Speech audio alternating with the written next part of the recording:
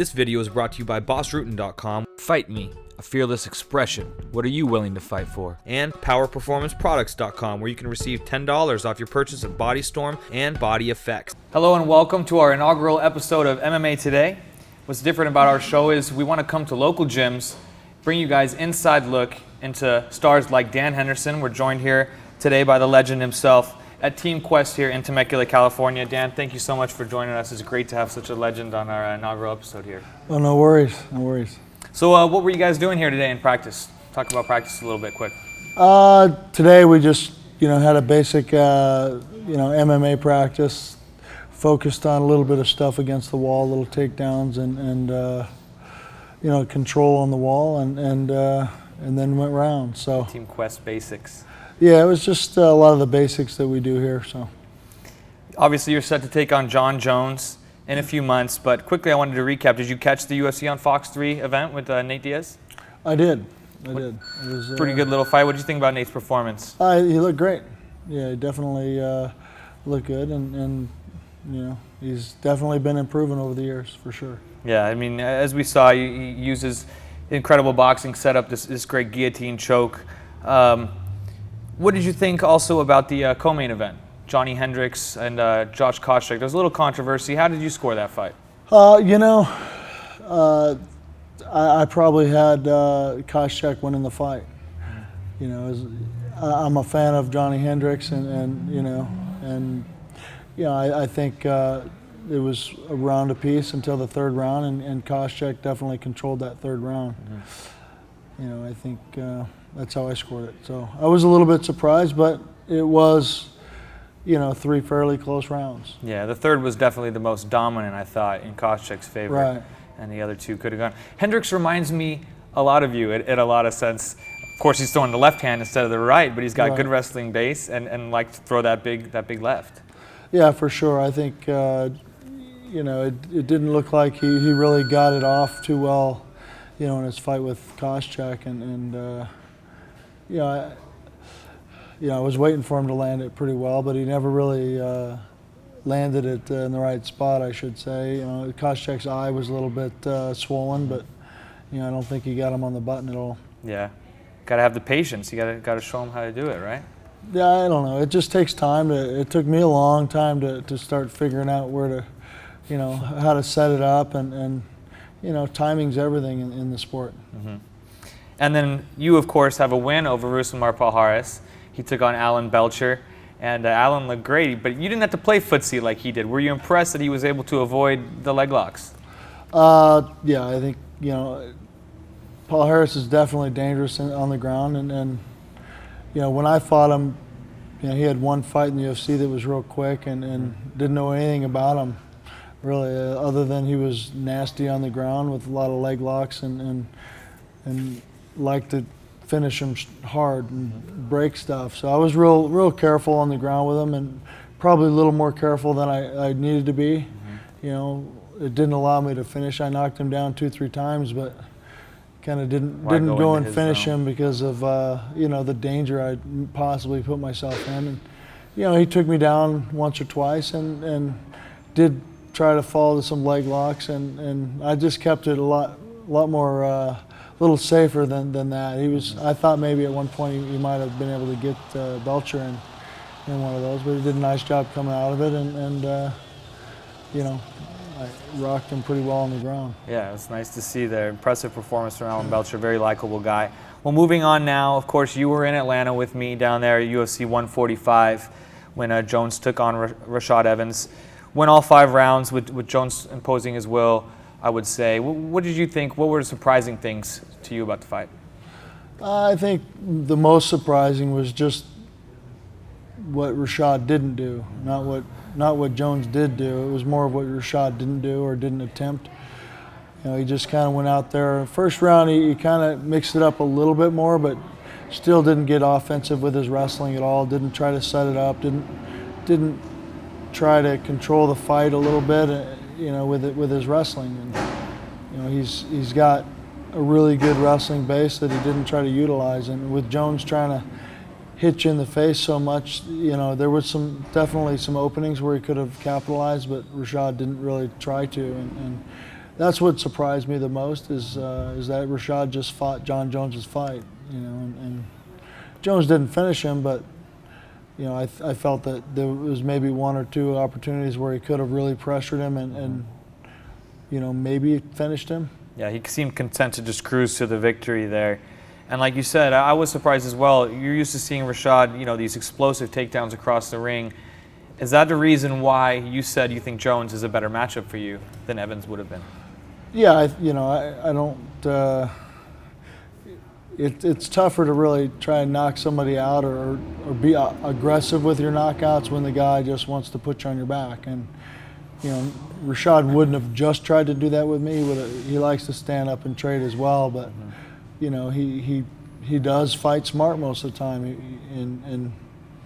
and that's probably what he would have been doing with me, and would have made the fight a little bit tougher, I think, for me than somebody that's going to stand up and exchange with me. And Jones is a totally different challenge. Yeah. Rashad was able to land a couple of big right hands, though. Is that something that you, looking back, are like, oh, that's good, I can get my shot in it? And that's pretty much the game plan was for him, to take the takedowns, I would think, and land that overhand right. So what do you think about that? Does that give you confidence? I think anybody can be hit. You just got to set it up in the right way or get your timing right. And even as long as he is, he's still going to be at some point coming within reach, and you just have to capitalize on that or get him to where you can hit him. We've heard September 1st now rumored, or Labor Day weekend, for your fight with Jon Jones. UFC 151 it would likely be. You obviously preferred a date sooner, it seemed like, from what I heard. You wanted to go in July already, but will that date be sufficient for you? Yeah, I mean, it's not, way out of the question. It's not like it's the end of the year, but, for me, I was just hoping to spend the summer with my kids, but, instead I'll be spending it in the gym. You got some great up-and-coming guys here at Team Quest that you're sort of mentoring. Like you say, you don't like to play babysitter, but you got Dave Herman, Tarek Safdie, and Virgil Zwicker. Talk about the team that you developed here at Team Quest. It's a good group of guys, and they're talented in different ways, and everybody comes together, learns from each other, and we push each other fairly well in practice. So it's good to have those kind of training partners, in here day in and day out, and just kind of helping each other to prepare for fights. The youthful energy, I guess, helps you, I guess, get ready for yours? Yeah, I don't know. It's hard to keep up with them, and it's a tough thing because I'm getting a little older. I don't do as much as I used to do, and I don't have to do as much as I used to do. As long as I get my conditioning where it needs to be for a fight, that's my biggest goal. And so it's tough to tell these guys to do more than what I'm doing, but they're younger, not as experienced, and sometimes they need to bust their ass a little bit more. Also in the house is Ovince St. Preux. He will be helping Virgil Zwicker get ready for his return to Strikeforce May 19th, and here's a few words with each of those guys. Spencer Lazar here at Team Quest alongside Virgil Zwicker. You've got a fight coming up May 19th. Strikeforce, the heavyweight Grand Prix, is the headliner of that card. You're fighting Guto Innocente. What do you know about this guy? Obviously, you said a good striker. Very good striker, world-class striker. Supposed to be a black belt in jiu-jitsu. Tough, very tough opponent. Big guy. Looks like it's gonna be tough fight. All over the place. He looks very gamed, and comes from the Black Gazillion. So, I'm ready for him. How has your training been? Anything specific that you can talk about for this guy? I've been working on my conditioning, my wrestling. Mixing it up everywhere. Training's been awesome. I've been going to all kinds of different gyms, bringing in a lot of different guys, and feel great, ready to go. So safe to say you've been utilizing the time off, of course, to improve your skill set in all areas. Yes, definitely using the time. I hired an awesome nutritionist, Elite Fitness, and they've been working around me around the clock, just getting my metabolism, everything ready to go, and feel awesome. Brought in St. Preux come help me. Dan, of course, Jesse, all the guys at Team Quest have been just great teams around me. Got my strength coach Kevin Duenas at Dynamic Fitness bringing the pain to me. So it's been awesome. My main coach Billy Shivey's been on me and keeping me focused, and got a great game plan for this guy. Spencer Lazara here at Team Quest with the visiting Oven St. Preux. You're out here helping Virgil Zwicker get ready for his Strikeforce fight May 19th. How's he looking? How much confidence do you have in this guy going into a pretty tough fight? I definitely got a lot of confidence in Virgil. I mean, he's looking really good right now, dieting really good. I mean, he said he's the lightest he's been today, and I mean, he's just looking real good right now. Striking is definitely on point. Wrestling is on point. Cardio level is on point. I mean, right now, I feel like he's ready. I know he's ready. What are your goals moving forward? What kind of fights are you looking for? I'm sure July or August is in the cards for you for your return. Definitely. My goal right now is just keep on doing what I'm doing. I think right now I'm still, I guess, in the hunt for the title shot. I'm just needed to keep on doing what I'm doing. Come out with my next fight, and I'm gonna definitely put on the show with my next fight. Who do you think will win the fight between Mike Kyle and Feja?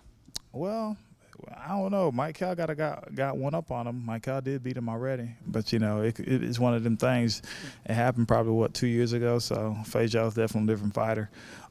Mike Kyle definitely got the knockout power, heavy hands and stuff, and he definitely can go 3 rounds. He did it before, but I really don't know. I mean, I'm thinking Mike Kyle just because beat him already. He knows Feja, and I think Mike Kyle is more experienced than Feja is. Upcoming events for the UFC is UFC on Fuel 3 going down May 15th in Fairfax, Virginia, headlined by featherweights Dustin Poirier and the Korean zombie Chan Sung Jung. Kid is legit. What do you think about Dustin Poirier? Have you seen any of him? Not a whole lot, a little bit. I think, from what I've seen, he's pretty aggressive. So Talented kid. I've been watching him for a while. Yeah. I said he's going to get to this title shot. And he wants one more fight apparently before, but that should be a good one. They should bang it out a little bit. You shouldn't be overly impatient when it comes to that. You want to make your title shot count, make sure you're ready. So. Yeah. Also on the card is Amir Sadala taking on Jorge Lopez, and Donald Cowboy Cerrone against hard-hitting veteran of the UFC, Jeremy Stevens. Yeah, what do you think about any of those guys? You know much about any of those guys? Yeah, a little bit. I think, Cowboy Cerrone, he's always entertaining to watch and sometimes frustrating to watch. He can win most of the fights he's in and should win some of the ones he loses. He's a good dude and hopefully he does well. But he's got a tough opponent, so we'll see. Yeah. May 19th then is the Strikeforce Heavyweight Grand Prix and the stomping grounds that you once held there and at the HP Pavilion in San Jose. Josh Barnett takes on Daniel Cormier, co-headlined by Gilbert Melendez, Josh Thompson. And then, of course, we have the UFC 146 the following weekend, Memorial Day weekend, in Las Vegas, Nevada, with the all-heavyweight main card. Alistair Overeem's departure from this card makes it a little less intriguing, I would say. But what are your thoughts on him? He's one of the few guys you didn't fight over in Japan. He's definitely, when I was in Pride and when he was first there, for a few years he was, 215 pounds, 220 pounds, and just kind of a tall, skinny guy fighting 205. And I didn't see him for a couple of years, and all of a sudden he was 265, 270, and ripped. So, he's obviously probably done some things that to help him out and gain some size. But I think it's great for the sport to have random drug testing, and I'm definitely an advocate of that. Yeah. Who do you think will win those heavyweight fights? Junior Dos Santos versus Frank Mir, of course, and heavyweight Grand Prix. Dos Santos definitely looks like he hits hard and scrambles well. And Frank Mir's no slouch on his feet either, and he's got some size and very, very good on the ground as well. So, and he's a guy you can never count out of a fight, but sometimes when Frank Mir gets pressured with strikes, he doesn't do the best. So I think that could make the difference in the fight. And what about Barnett and Cormier? That's a really tough one to call. I mean, Josh Barnett's got a ton of experience and been around a long time, well-rounded. He's good on his feet, very good on the ground, and Cormier is still coming into his own, still improving and still learning and still trying to get more experience. But he's Olympic caliber wrestler, and you know, that hits hard. So he's a guy that definitely could knock Josh out. But, you know, Josh has got so much experience that's going to be tough for him to do. And if he puts Josh on his back, he's in trouble there too. So, you know, it's a tough one to call for me. Great stuff. Okay, and part 2 of MMA today, we'll be delving deep into the legendary career of the man next to me, Dan Henderson, and when the H-bomb first dropped on an opponent. Hey, we're the Tattoo Palace Ring Girls. Check out ProBoxingSupplies.com for all of your MMA needs.